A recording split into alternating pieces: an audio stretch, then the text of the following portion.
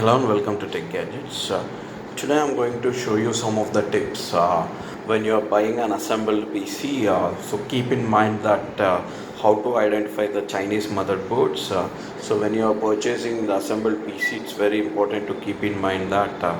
So most of the people don't know what exactly are the motherboard companies, and most of the people will sell it for lowest prices, and people think that we are getting a cheap system with less price. Whenever you are buying a motherboard, keep in mind that your motherboard will have a name on it.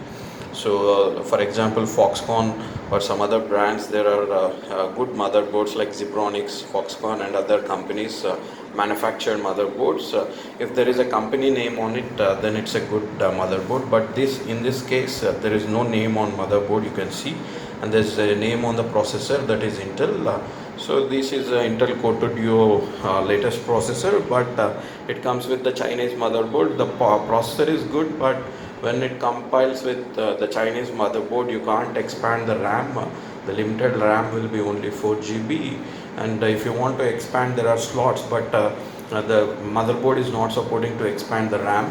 So this is so there's no solution to add extra RAM, and some of these Chinese motherboards, they don't even support graphic card also. So whenever you are keeping or buying some other new system or assembly system, please keep in mind to check what company is the motherboard, and keep in mind about the processor and the gigahertz speed also. So I will make another video how to select an assembled system.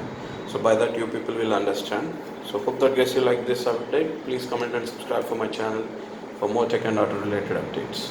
Thank you.